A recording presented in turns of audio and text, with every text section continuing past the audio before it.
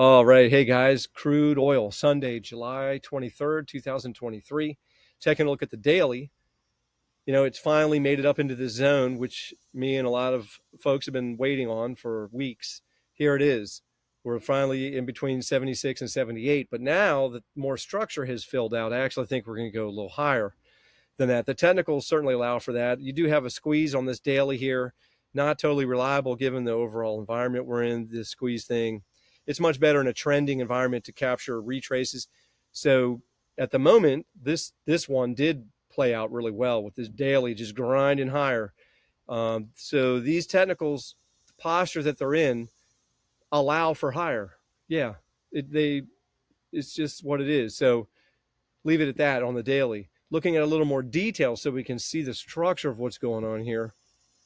4-hour chart, A, B, and then now we have a 1, 2 of C, 1, 2, 3, 4. All of this measures really well up until this moment.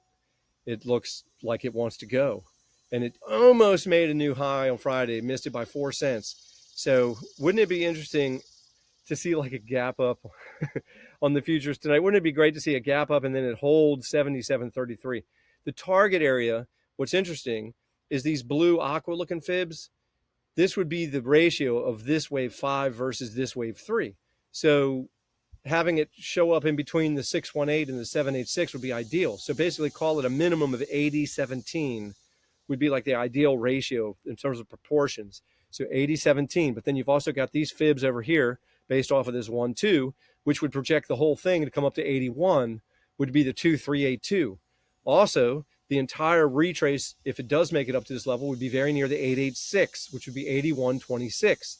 So between these fibs, the ratio of 5 versus 3, and the overall retrace size, which would be approaching the 886 if it makes it up here. And additionally, this is a supply-demand zone that I've had on my chart for 2 years, really, 80.35 to 81.20. And all of these measurements are like right in the heart of that zone. So I think this is a high probability target. I'm trading for it. I'm wrong all the time, so we'll just see if I'm right this time. I'm wrong right 6 out of 10 times. But all of these indications are that, including the technicals on this 4-hour, allow for this to come up into that region. Drilling down a little bit more just to see a little more detail. This is the target zone. This is that ratio of the fifth wave versus the third wave. And these are the fibs. But if we drill down one more, you can see even another level of confluence, which is the structure of this move up off of this low, which, by the way, held the wave 4 almost to perfection between the 236 and the 382. Perfect for wave 4 support. And then 5 up, retrace, very nice, 3, 4, 5. So the black fibs are of this degree here. The purple fibs are of this larger degree from down here.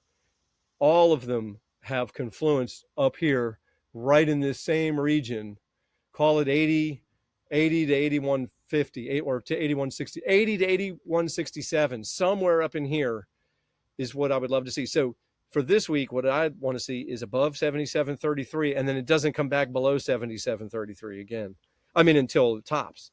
So we'll see. The alternative is this is putting in a double top right here, and it's going to roll.